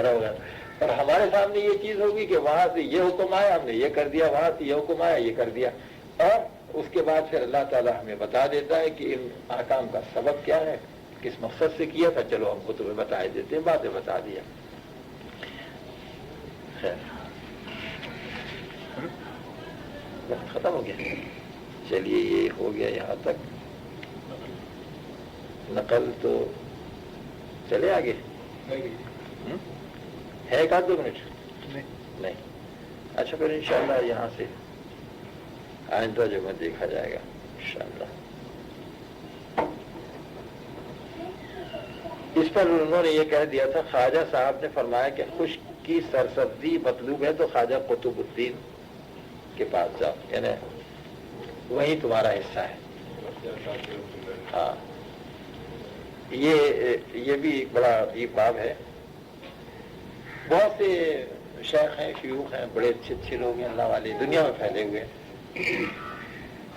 لیکن اللہ تعالیٰ نے ازل سے یہ مقدر کیا ہوا ہے کہ اتنے لوگوں کو اس گروپ کی امانت جو ہے وہ ہم نے یہاں رکھی ہوئی ہے، ان کے ذریعے سے ہم تک یہ آئیں گے. اب وہ بجائے اس کے ایک بہت بڑے پیر صاحب کے پاس چلا گیا کہ صاحب آپ پہنچا دیجیے، تو وہ بیچارہ کیا کرے گا، آپ تو ان کے ذمہ لگایا ہوا ہے اللہ میاں. تو اسی لیے ہر ایک کا پیر جو ہے وہ اپنے پیر کو سب سے بڑا سمجھتا ہے. سبحان اللہ وبحمدہ، سبحانک اللہم وبحمدک، اشہد ان لا الہ الا انت، استغفرک واتوب الیک، ولا حول ولا قوۃ الا باللہ العلی العظیم. بسم اللہ الرحمن الرحیم. اچھا، تو یہ ہے ریاض الفقر، اس میں صفحہ 245 سے ہم لوگ چل رہے ہیں، نقل ہے یہاں پر. تو فقر کا بیان یہاں پر تھا کہ جس کے بارے میں نبی کریم صلی اللہ علیہ وسلم کی حدیث شریف یہاں تھی، اور اس کا ترجمہ یہ ہے، نبی صلی اللہ علیہ وسلم نے ارشاد فرمایا کہ فقر ایک شرف ہے یا بزرگی ہے اللہ تعالیٰ کی کرامتوں میں سے. خزینہ، اس میں الفقر خزینۃ من خزائن اللہ، تو فقر دراصل ایک خزانہ ہے اللہ تبارک و تعالیٰ کے خزانوں میں سے، رحمت کے خزانہ. قیل یا رسول اللہ بل فقر، فقال النبی صلی اللہ علیہ وسلم کرامتہ من کرامت اللہ تعالی، اللہ تعالیٰ کی کرامات میں سے ایک کرامت، اللہ تعالیٰ کی بزرگی میں سے ایک بزرگی. ثم قیل مل فقر، پھر پوچھا گیا کہ فقر کیا؟ قال رسول اللہ صلی اللہ علیہ وسلم شیء لا یعطیہ الا الانبیاء مرسلا وعبدا کریما. وہ ایک ایسی چیز ہے، آپ نے جب پوچھا آخر میں تیسری بار کہ فقر ہے کیا چیز، تو نبی کریم صلی اللہ علیہ وسلم نے ارشاد فرمایا کہ وہ ایک شے ہے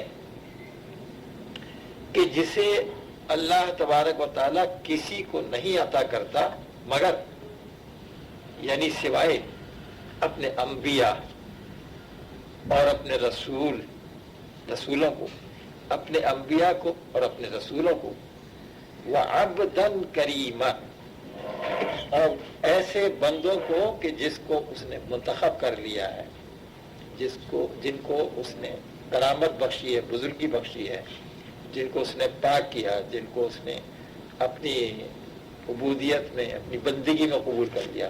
تو جو بندگی کی اعلیٰ معراج کو پہنچتے ہیں انبیاء اور رسولوں کے علاوہ دیگر لوگ، ان کو یہ دولت عظمیٰ عطا کی جاتی ہے.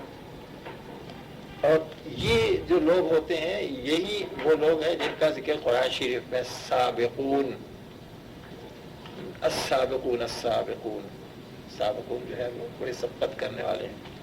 اولئک المقربون، یہی اللہ تعالیٰ کے مقرب بندے. پھر ان کی بہت سی تفصیل بتائی. تو یہ جو درجہ ہے سابقین کا یا سابقون کا درجہ، یہ ولایت کا جو درجہ ہے، جب کسی بندے کو ولایت مل جاتی ہے اس جگہ سے یہ شروع ہوتا ہے. اور یہ ولایت کا درجہ یا سابقین کا درجہ کسب سے حاصل نہیں ہوتا کہ اتنا کر لیا ہم نے یہ سلیبس کے مطابق اور اب لائیے صاحب ہمیں دیجیے، بلکہ یہ وہ بھی ہے، عطا سے ہے اللہ تبارک و تعالیٰ کی، چاہے جس کو چن لے. چنانچہ آپ نے دیکھا حضرت فضیل بن عیاض رضی اللہ عنہ اور ایسے بہت سے لوگ، حضرت مالک بن دینار، ان کو یوں چن لیا اللہ تعالیٰ نے. رات کو شراب پی کر کے سوئے مالک بن دینار رحمۃ اللہ علیہ، اور رات ہی کو انہیں خواب نظر آیا اور اٹھے اور توبہ کی، غسل کیا، توبہ کی. اسی وقت اللہ تعالیٰ نے کھینچ لیا اپنی طرف، اپنے بندوں میں سے ایک بندہ. اور اس کے بعد پھر عمل صالح ساری زندگی، پھر تو کیا کہنا ہے، وہ ترقی کی انہوں نے. لیکن اب آپ یہ دیکھیے کہ انہوں نے وہاں پر عمل جو ہے نا، کوئی ایسا عمل نہیں کیا تھا کہ جس کی بنا پر رات کو انتخاب ہو گیا، ان کا سلیکشن گریڈ میں پہنچ گیا. تو وہ عطائی چیز ہے، وہ بھی چیز ہے جس کو کہتے ہیں. اب یہاں ایک نقل. ہاں، اب سوال یہ کہ آدمی کرے کیا کیا ان چیزوں کو ٹارگٹ بنا کر کے محنت کرے؟ تو اللہ تعالیٰ نے صاف کہہ دیا کہ نہیں، آپ اپنا مطمع نظر، آپ اپنا مقصود کسی درجے کو، تقرب کو نہیں بنائیے. حالانکہ بہت سی نیتیں بھی آپ کو ایسی ملے گی. بتایا گیا ہے کہ وضو کرو تو اللہ تعالیٰ کے تقرب کے لیے نیت کرو اور اللہ تعالیٰ کی. تو لیکن یہ کہ تقرب یعنی اللہ تعالیٰ کا قرب چاہنا یا کوئی مقام چاہنا، کوئی بزرگی چاہنا، کوئی شرف چاہنا اللہ تعالیٰ کے نزدیک ایک چیز ہے، اور اللہ تعالیٰ خاص ذات باری تبارک و تعالیٰ کو چاہنا دوسری چیز ہے. سب سے اونچی چیز ہے ذات باری تبارک و تعالیٰ کو چاہنا، اس کی خوشنودی کو چاہنا، اور اس بات کی خواہش رکھنا کہ ہم صحیح معنی میں بندے بن جائیں، خالص عبودیت ہمیں نصیب ہو جائے. یہ سب سے اونچی چیزیں ہیں، اور وہ پھر اللہ کا غیر میں شمار ہوگی. اللہ کے سوا کسی اور چیز کو ہم چاہتے ہیں. تو ہمیشہ یاد رکھیں کہ ہم کس نیت اور ارادے سے کام کریں گے. وہ یہ کہ اللہ تعالیٰ کی مرضی ہم چاہتے ہیں، اللہ تعالیٰ کو چاہتے ہیں. اور اسی لیے نماز سے پہلے بھی کہا گیا کہ بھائی یہ مستحب ہے کہ آپ کہہ لیں ان صلاتی و نسکی و محیای و مماتی للہ رب العالمین، کہ ہماری نماز، ہمارا روزہ، ہمارا حج، ہمارا مرنا، ہمارا جینا، یہ سارا خاص اللہ تعالیٰ کے واسطے. اب جب اللہ تعالیٰ کے واسطے ہم ایک کام کرتے رہیں گے تو اپنی طرف سے اللہ تعالیٰ وہ مدارج دے گا. دینا اس کا الگ ہے، وہ دے گا اللہ تعالیٰ، تو مل کے رہیں گے. لیکن اس کی خواہش کر کے کام کرنا یہ دوسری چیز ہو گئی. حضرت آدم علیہ السلام نے شیطان کے بہکائے پر خواہش یہ کی کہ جب شیطان نے یہ بتایا کہ دراصل آپ کو اس پیڑ کو کھانے سے اس لیے منع کیا گیا ہے کہ کہیں ایسا نہ ہو کہ آپ مستقل ہی آ رہ جائیں جنت میں، اور جنت تھا اللہ تعالیٰ کے قرب کا مقام، نزدیکی اللہ کی. تو اس لیے آپ کو یہ خواہش پیدا ہوئی، تو پھر تو ہمیں کھا لینا چاہیے. اب قسم بھی کھائی اس نے. آپ کو تو تصور میں بھی یہ بات نہیں آ سکتی تھی کہ کوئی جھوٹی قسم کھا سکتا. پہلی جھوٹی قسم جو کھائی ہے وہ شیطان نے کھائی ہے، اور وہی جنت میں. جب اس نے قسم کھائی تو آپ کو یقین ہو گیا. اب رہ گیا سوال یہ کہ دیکھیے کہ انبیاء، حضرت آدم علیہ السلام کا مقام کتنا بلند ہے. انبیاء میں بہت بلند مقام ہے، حضرت آدم علیہ السلام کا کافی بلند مقام ہے. لیکن انہیں بھی جنت میں یا اللہ تعالیٰ کے قرب میں رہنے کی خواہش نے مار دیا اور ان کو وہاں سے نکالا گیا. اور پھر جب انہوں نے اپنی غلطی کا اعتراف کیا تو پھر انہیں مقامات قرب عطا کیے گئے.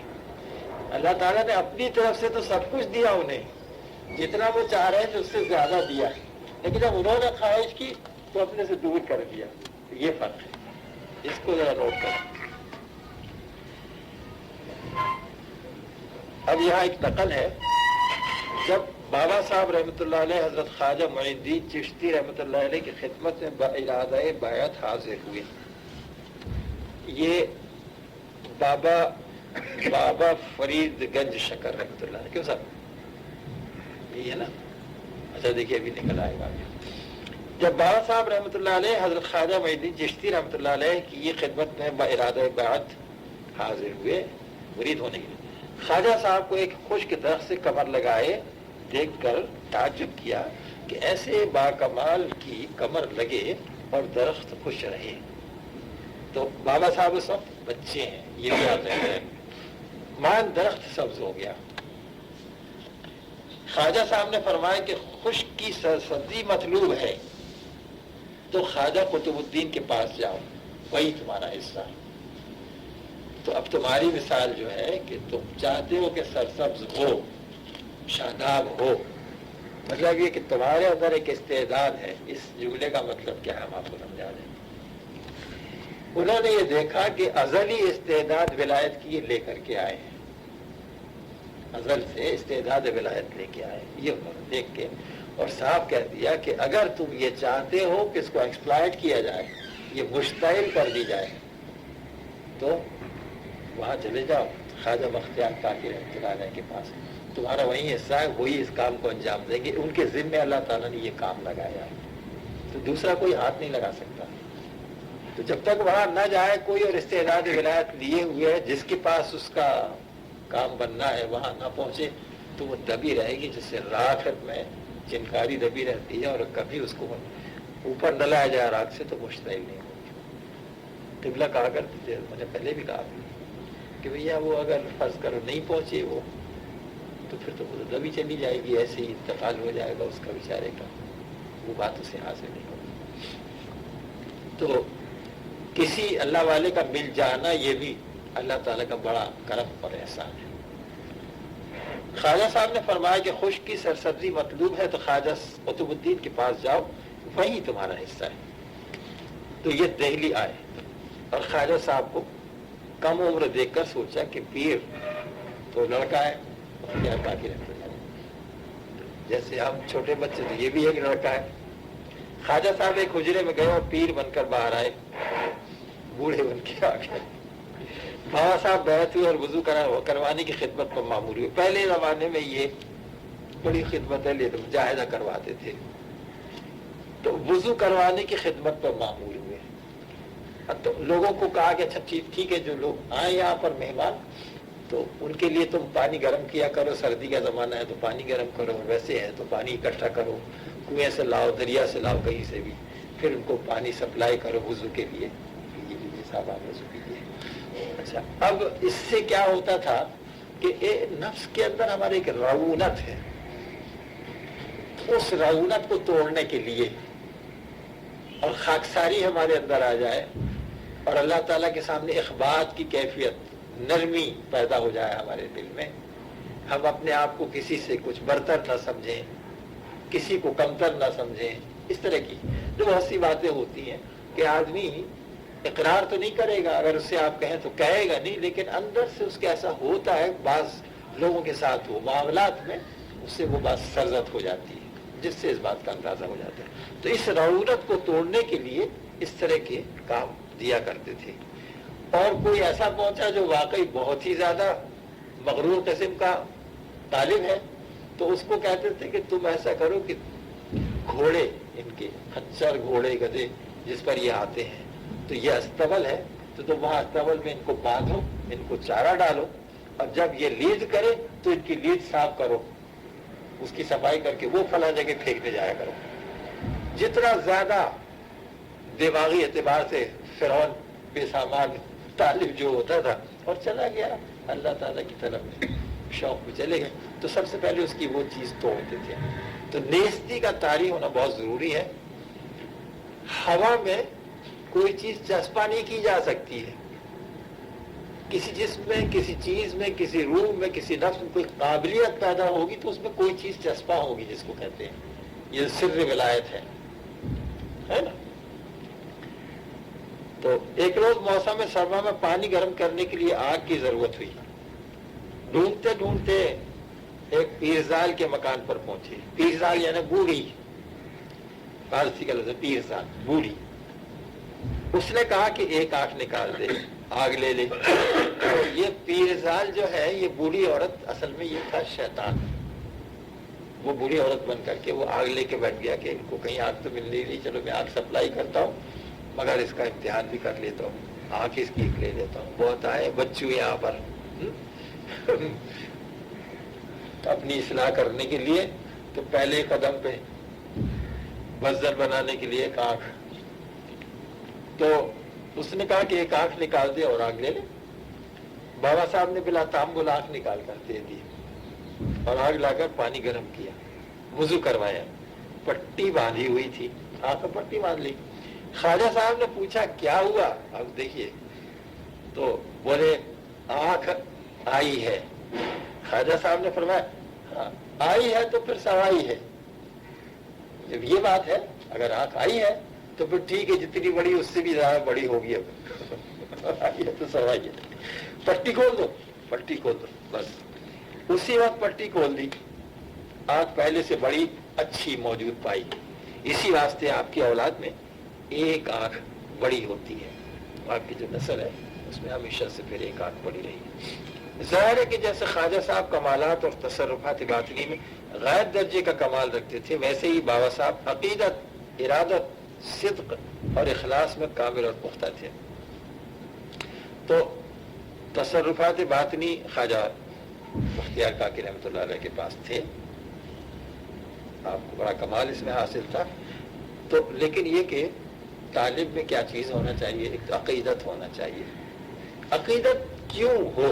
سوال یہ کہ عقیدت اسے کیوں کریں؟ اس لیے کہ یہ ہمیں اللہ تعالیٰ کا راستہ بتائے گا. اس لیے سوچ کر کہ یہ وہ شخص ہے کہ جو ہم کو اللہ تعالیٰ کا راستہ بتائے گا اور اس میں جو دشواریاں پیش آئیں گی وہاں ہمیں گائیڈ کرے گا کہ ہم گمراہ نہ ہو پائیں، کسی بات کو غلط بات کو کچھ نہ سمجھیں، کیونکہ شیطان اور نفس یہ ہمیشہ ساتھ لگیں، ان کے مکار اس سے اور اس سے واقف. تو اس لیے اس کے ساتھ عقیدت رکھنا ہوتی کہ یہی وہ شخص ہے کہ جو ہمارے تمام حالات میں ہماری رہنمائی کرے گا. لہذا جب اس کے ساتھ ایک محبت اور عقیدت ہو جائے گی تو اس کی بات تو تسلیم کریں گے، ہے نا. جب تسلیم کریں گے تو اللہ اور رسول کے جو احکام ہے اس پر عمل کریں گے، کیونکہ وہ تو اللہ اور رسول ہی کی بات بتاتا ہے. اس قسم کے لوگ کوئی بات اپنی طرف سے نہیں کہتے. عقیدت، ارادت، صدق کس بات میں؟ اللہ تعالیٰ کو ہم چاہتے ہیں. اور اخلاص، وہی بات آ گئی کس لیے؟ اس کی رضا چاہتے ہیں اللہ تعالیٰ کی، اس کے بندے بننا چاہتے ہیں. تو اس میں کامل و پختہ تھے بابا صاحب. جیسے بابا صاحب بے دریغ اپنی جان و مال خواجہ صاحب پر فدا کرتے تھے، ویسے ہی خواجہ صاحب بھی بدل و جان مہربان ہو کر باران رحمت الہی کی طرح فیوزات باطنی کا مہ برساتے تھے. ارشاد فرمایا کہ مرد کامل کے ساتھ جس کو عقیدہ صادق ہوگا. کس نے ارشاد فرمایا؟ حضرت غوث علی شاہ صاحب رحمۃ اللہ علیہ، کہ مرد کامل کے ساتھ جس کو عقیدہ صادق ہو، سچا عقیدہ جس کو بھی ہوگا، فیض و فائدے سے محروم نہ رہے گا. یہ ہو ہی نہیں سکتا، ناممکن ہے کہ کسی کے پاس ہم جاتے ہوں اور وہ اس کو کمال حاصل ہے. کمال کس بات میں؟ بندگی، اللہ کی بندگی میں، اللہ تعالیٰ کی معرفت.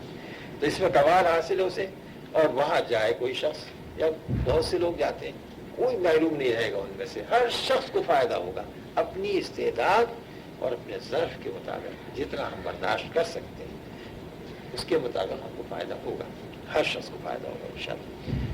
ارشاد فرمایا کہ مرد کامل کے ساتھ جس کو عقیدہ صادق ہوگا، فیض و فائدے سے محروم نہ رہے گا. اگر شیخ مرد فرد کامل ہے، فرد کہ جس کا تعلق کسی اور سے نہ ہو سوائے اللہ کے، اور طالب عقیدہ صادق نہیں رکھتا ہے، فرض کر کہ طالب گیا لیکن اس کو سچا عقیدہ نہیں، کچھ شبہ وسواس شیخ کے بارے میں آتے ہیں، یا شیخ ناقص ہے اور طالب عقیدہ صادق رکھتا ہے، تو دونوں صورتوں میں فیض و فائدے کا ہونا معلوم، یعنی فیض و فائدہ نہیں ہوگا. جب تک ہماری طلب ایک تو طلب سچی ہونا چاہیے. سچی طلب کے کیا معنی؟ کہ ہم وہاں گئے ہیں تو اس نیت سے نہیں گئے ہیں کہ ہم کو کشف ہونے لگے، ہم سے کچھ کرامات صادر ہونے لگے، ہم جو دعائیں کیا کریں تو وہ قبول ہو جایا کریں. اس طرح کی یہ تمام جو کرتب شعبے بازیاں ہیں، یہ ساری کی ساری یہ نہیں، بلکہ ہم خاص اللہ تعالیٰ سے اپنا رابطہ قائم کرنے کے لیے ہم نے بہت کوشش کی. نہ وہ محبت الہی قائم ہوتی ہے، نہ حضور سے وہ تعلق قائم ہوتا ہے، نہ اللہ سے قائم ہوتا ہے، نہ بندگی کے آداب ہم میں آنے پاتے ہیں. اور جب دیکھو جب اللہ تعالیٰ کی نافرمانی ہو جاتی ہے، جب دیکھو جب حضور کی شریعت کے خلاف ہم سے حضور سرزد ہوتے ہیں. تو اب ان چیزوں کی اصلاح کے لیے ہم ان کے پاس گئے. تو یہ ہوا کہ ہم اپنی طلب میں سچے ہیں، اور کسی اور مقرض سے گئے کہ یار وہ بڑے صاحب کمال ہیں، اپنا یہ کام بنے گا، اپنا وہ کام، تو وہ کام تو بنے گا ہی وہاں پر. اس لیے کہ جب کوئی بات آپ ان سے کہیں گے تو ان کے دل سے دعا نکلے گی. اور اللہ تعالیٰ نے حدیث شریف ہے، حدیث صحیح ہے کہ اللہ تبارک و تعالیٰ اپنے مومن بندے کی خواہش، یہ جو کہ کسی نے کچھ عرض کیا اس کی پریشانی ہے، تو اب کیا ہوگا، اس کے دل میں کسک ہوگی، اس کو پورا کرنے میں عجلت سے کام لیتا ہے. عجلت سے کام لیا. حضور نے فرمائی اپنا اللہ تعالیٰ اپنے بندے کی، مومن بندے کی خواہش کو پورا کرنے میں عجلت سے کام لیتا ہے. تو وہ تو ہو نہیں ہے.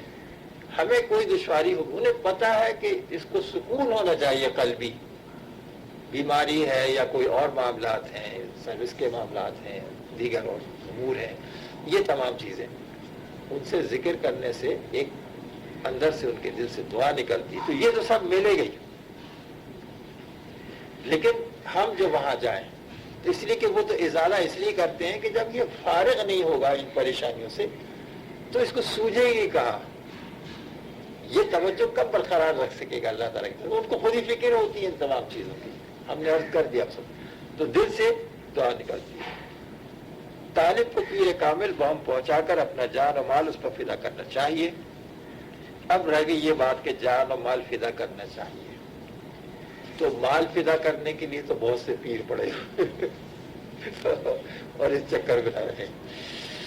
اور صرف ایک بات کا خیال رکھیں، آج کل اس چکر میں کبھی نہ رہیں، مال کے چکر میں کہ اس سے مال سے ان کو خوش کریں، نہیں، بلکہ اپنے اعمال اور کردار سے خوش کرنے کی کوشش کریں.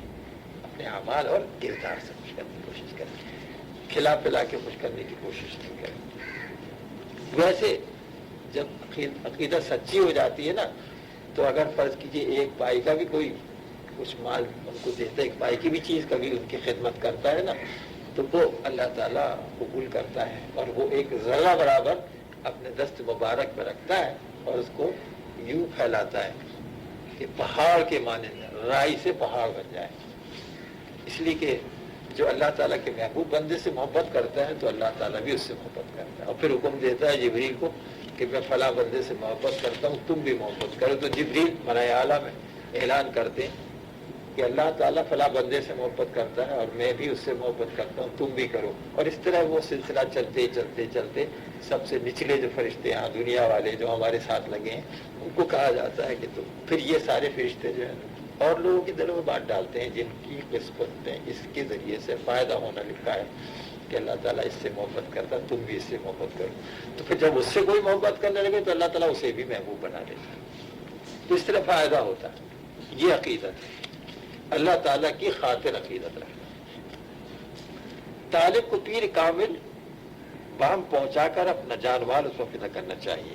مولانا جامی رحمۃ اللہ علیہ فرماتے ہیں پیر چو یافتی ازو مگسل ورنہ یکدم سے جست جو مگسل در بدر کو بکو بجو بورا ہر کجا یافتی ببو بورا جو ازو چو ازو بوئے حدث عشقایت گر شبی خاک پائے او شاید.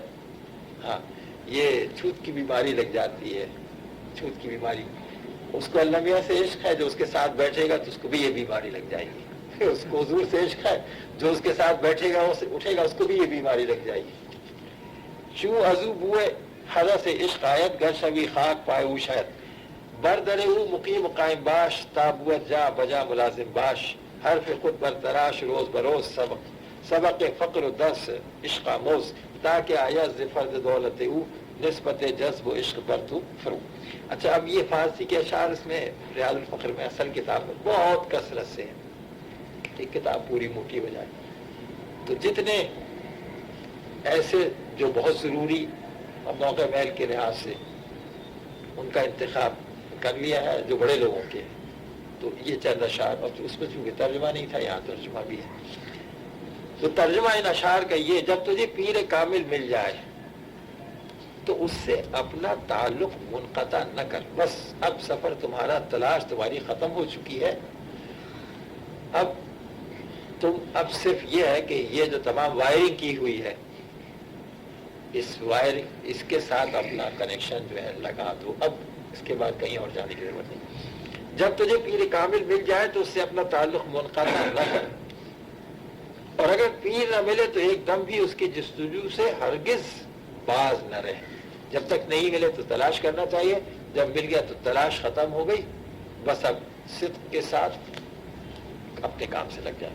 اسے در بدر کو بکو تلاش کر جب نہیں ملا ہے تو، جہاں کہیں بھی اس کا پتہ و نشان ملے اس کی جستجو کر. جب تجھے پیر میسر ہو جائے تو اور تو اس کے اندر عشق الہی کی بو پائے تو ایسے پیر کی تو خاک پا ہو جا، کیونکہ ہمیں بھی بیماری لگ جائے گی نا. تو تجھے یہ بات زیب دے گی. یہی وہ شیخ ہے کہ جس کے در پر تو مقیم ہو جا اور استقامت سے اس کی صحبت میں رہ. جب تک کہ تیری جان میں جان ہو اس کی صحبت اور خدمت کو خود پر لازم کر لے. اپنی خودی کا ہر حرف روز بروز اپنی ذات سے محو کرنے کی کوشش کر. اپنی خودی، وہ جس کا ذکر آیا تھا نہیں کہ وہ گھوڑے کی لیس صاف کرنے کے لیے لگا دیا، تو یہ کیا ہمارے اندر جو ایک رعونت ہے، خودی ہے نا، تو اس کو مٹانا ہے. تو سارے وقت کوشش یہ کرنا ہے ان کی صحبت میں. اب تو خیر نہیں لگاتے، نہ ہمارے پاس استول، نہ آپ لوگوں کو گھوڑے پہ لگا سکتے، نہ وضو کرنے لگا سکتے.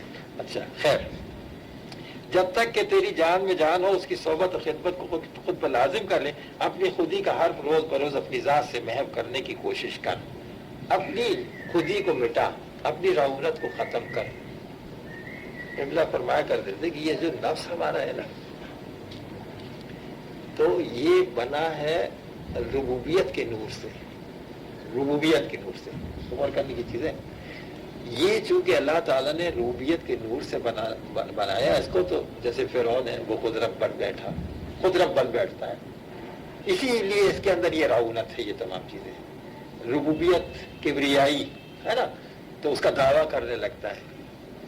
وہ چیز جو ہے نا وہ اس سے نقصان پہنچاتی ہے. مطلب خیر، تو اس کو مٹانا ہے، خودی کو مٹانا ہے. اسے کہتے ہیں خودی کو مٹانا. اپنی خودی کا حرف روز بروز اپنی ذات سے محو کرنے کی کوشش کر کے تو اور تیری انانیت باقی نہ رہے، ہم باقی نہ رہیں، ہمارا وجود مٹ جائے. وجود کس کو کہتے ہیں؟ یہ بات کئی مرتبہ ہو چکی ہے. ہم یہ چاہتے ہیں، ایسا ہونا چاہیے، ہماری یہ خواہش ہے، ہماری یہ مرضی ہے، یہ وجود ہے. جب ہماری یہ سب باتیں نکل گئیں، ہم کیا چاہتے ہیں؟ ہم وہ چاہتے ہیں جو اللہ تعالیٰ چاہتا ہے، ہم وہ چاہتے ہیں جو نبی کریم صلی اللہ علیہ وسلم چاہتے ہیں. تو اپنے پورے شعبہ حیات کو جب اس پر ڈھالیں گے تو کہیں گے کہ ہمارا وجود مٹ گیا. اب جو ہمارا وجود مٹ گیا تو اللہ تعالیٰ دوسرا وجود دے گا جو پہلے سے زیادہ قوی ہوگا، پہلے سے زیادہ طاقتور ہوگا، پہلے سے زیادہ، اور اس میں پہلے کے مقابلے میں زیادہ نور ایمان ہوگا.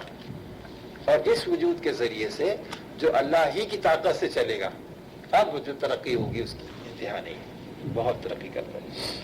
جب تک کہ تیری جان میں جان ہو اس کی صحبت و خدمت کو خود پر لازم کر لے. اپنی خودی کا حرف روز بروز اپنی ذات سے محو کرنے کی کوشش کر کہ تو اور تیری انانیت باقی نہ رہے. اس سے فقر اور عشق الہی کا سبق سیکھ.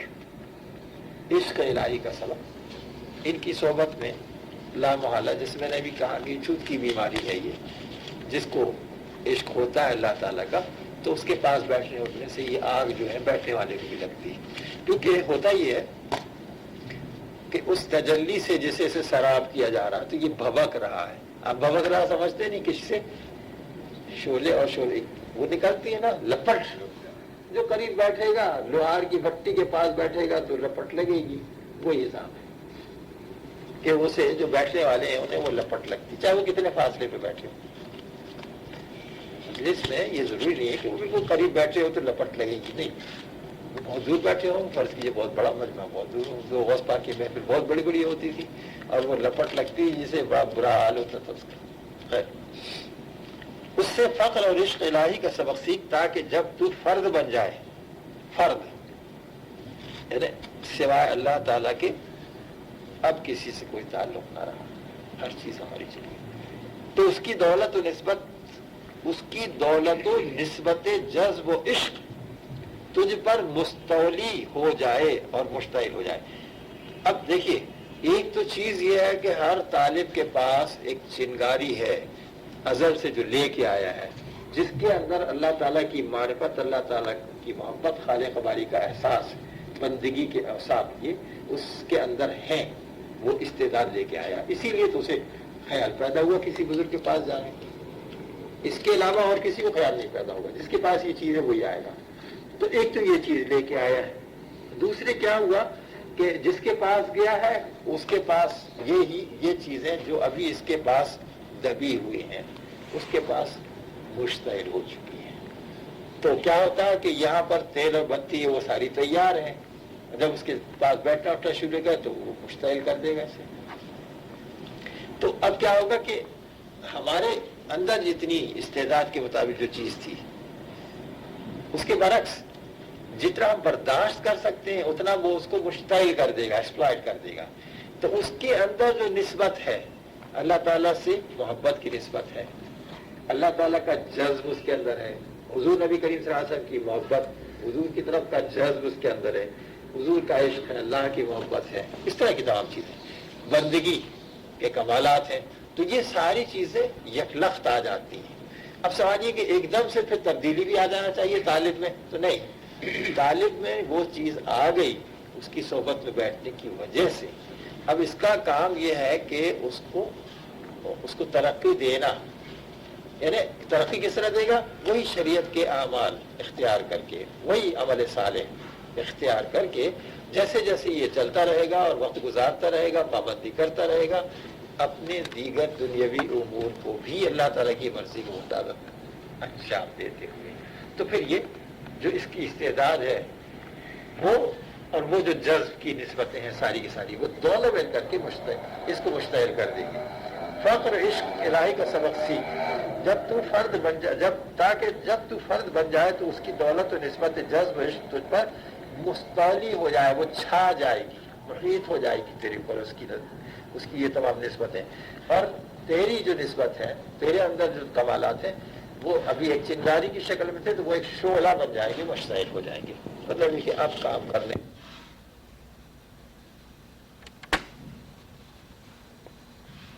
بس اب ارشاد فرمایا کہ مرید و طالب صادق کی حالت اس آیت کے مطابق ہونی چاہیے.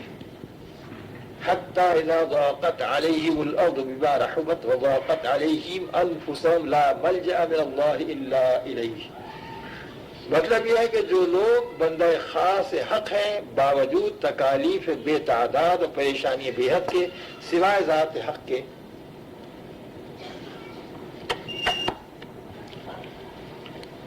یہاں اس کا ترجمہ نہیں لکھا ہے اس آیت کا، لیکن اس کا مطلب جو ہے وہ میں سمجھا دیتا ہوں. حتی اذا ضاقت علیہم الارض بما رحبت وضاقت علیہم انفسهم لا ملجأ من اللہ الا الیہ. دیکھیے ایسا ہوتا ہے کہ بعض جو بندے ہیں اللہ تعالیٰ کے، جب ان کو بے حد تکالیف و پریشانی وغیرہ ہوتی ہیں تو وہ اللہ تعالیٰ کو چھوڑ کے کسی اور طرف کو چلے جاتے ہیں، جیسے کام کھا جاتے. تو اس آیت کو یہ ہے کہ نہیں، چاہے کتنی انہیں تنگی ہو، چاہے کتنی انہیں پریشانی ہو، سوائے ذات حق کے اور کسی کی طرف رجوع نہیں کرتے. جتنی ان پر تنگی و پریشانی بڑھے اتنی وہ اور اللہ تعالیٰ کی طرف کو جاتے ہیں اور کسی کا خیال دل میں نہیں لاتے. تو یہ جو بات ہے یہ بہت زیادہ پسندیدہ ہے اللہ تبارک و تعالیٰ کو.